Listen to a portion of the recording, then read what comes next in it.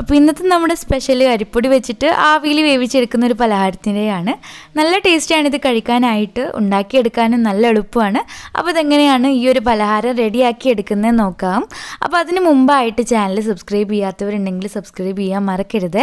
തൊട്ടടുത്ത് കാണുന്ന ആ ബെല്ലൈക്കണും കൂടെ ഒന്നങ്ങ് ക്ലിക്ക് ചെയ്താൽ ഇനി ആ വീഡിയോസൊക്കെ ഇടുമ്പോൾ അതിൻ്റെ നോട്ടിഫിക്കേഷൻസൊക്കെ നിങ്ങൾക്ക് പെട്ടെന്ന് തന്നെ അങ്ങ് കിട്ടുകയും ചെയ്യും.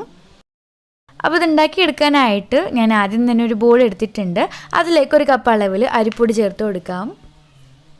ഇതിലേക്ക് ഇനി കുറച്ചായിട്ട് വെള്ളം കൂടെ ഒഴിച്ച് കൊടുത്തിട്ട് നന്നായിട്ട് തന്നെ അങ്ങ് മിക്സ് ചെയ്തെടുക്കണം. ഞാനിപ്പോൾ ഒരു കപ്പ് അളവിൽ വെള്ളമാണ് ഒഴിച്ച് കൊടുത്തിട്ടുള്ളത്. ഇതിലേക്ക് ഇനി ആവശ്യമായിട്ടുള്ള ഉപ്പും കൂടി ഇട്ട് കൊടുക്കാം. ഇപ്പോൾ ഞാനിത് നന്നായിട്ട് തന്നെ മിക്സ് ചെയ്തെടുത്തിട്ടുണ്ട്. ഇനി നമുക്കിത് മാറ്റി വെക്കാം. ഇനി ഒരു പാൻ എടുത്തിട്ട് അതിലേക്ക് ഒരു 2 ടേബിൾ സ്പൂൺ ഓയിൽ ഒഴിച്ച് കൊടുക്കണം. ഇതിലേക്ക് ഇനി 1 ടീസ്പൂൺ കടുകും കൂടി ഇട്ടിട്ട് ഒന്നങ്ങ് പൊട്ടിച്ചെടുക്കണം. ഇപ്പോൾ നമ്മുടെ കടുകൊക്കെ ഒന്നങ്ങ് പൊട്ടി വന്നിട്ടുണ്ട്. ഇനി ഞാൻ ഇതിലേക്ക് കുറച്ച് കറിവേപ്പിലയും കൂടി ഇട്ട് കൊടുക്കുന്നുണ്ട്. കൂടെ തന്നെ ഒരു സവാള ചെറുതായിട്ട് മുറിച്ചതും കൂടി ഇട്ട് കൊടുക്കാം. എന്നിട്ടിത് നന്നായിട്ട് തന്നെ ഒന്നങ്ങ് മിക്സ് ചെയ്തെടുക്കണം. ഇനി ഒരു പച്ചമുളക് ചെറുതായിട്ട് അരിഞ്ഞത്, കൂടാതെ ഒരു 4 ടേബിൾ സ്പൂൺ തേങ്ങാ ചിരവിയതും കൂടെ ചേർത്ത് കൊടുക്കുന്നുണ്ട്.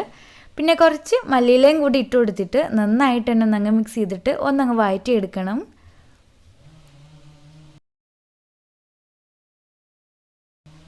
ഇനി നമുക്കിതിലേക്ക് നമ്മൾ നേരത്തെ മാറ്റി വെച്ചിട്ടുണ്ടായിരുന്ന ആ മാവുണ്ടല്ലോ, അത് ഇതിലേക്ക് ഒഴിച്ച് കൊടുത്തിട്ട് ഒന്നങ്ങ് കുറുക്കിയിട്ടെടുക്കണം. പിന്നെ തീ ഒരു ലോ ഫ്ലെയിമിൽ വെച്ചിട്ട് വേണം മാവ് ഒഴിച്ച് കൊടുക്കാനായിട്ട്.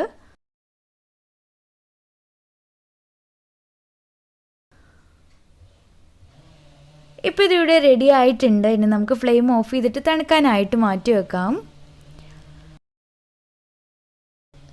ഇനി നമുക്കിതിൽ നിന്ന് കുറച്ചായിട്ട് എടുത്തിട്ട് ഇഷ്ടമുള്ള രീതിയിൽ ഷേപ്പ് ചെയ്തെടുക്കാം. ഞാനിപ്പോൾ ഈ ഒരു രീതിയിലാണ് ഇത് ഷേപ്പ് ചെയ്തെടുത്തിട്ടുള്ളത്. അങ്ങനെ ഞാനിതെല്ലാം ഷേപ്പ് ചെയ്തെടുത്തിട്ടുണ്ട്. ഇനി നമ്മളിത് ആവിയിൽ വെച്ചിട്ട് വേവിച്ചെടുക്കുകയാണ് ചെയ്യുന്നത്. അപ്പോൾ വെള്ളമൊക്കെ നല്ലപോലെ തന്നെ തിളച്ച് വന്നിട്ടുണ്ട്.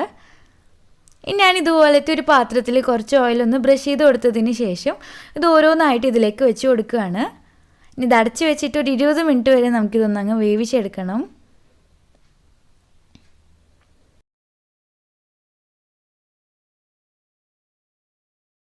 ഇപ്പോൾ ഒരു 20 മിനിറ്റൊക്കെ ആയിട്ടുണ്ട്. നമുക്കിതൊന്ന് തുറന്ന് നോക്കാം.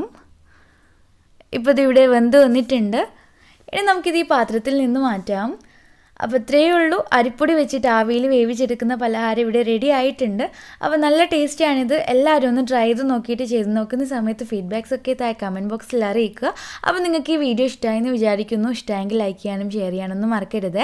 ചാനൽ സബ്സ്ക്രൈബ് ചെയ്യാത്തവരുണ്ടെങ്കിൽ സബ്സ്ക്രൈബ് ചെയ്യാൻ കൂടെ മറക്കരുത്. അപ്പോൾ വീണ്ടും പുതിയൊരു വീഡിയോ ആയിട്ട് കാണാം. താങ്ക്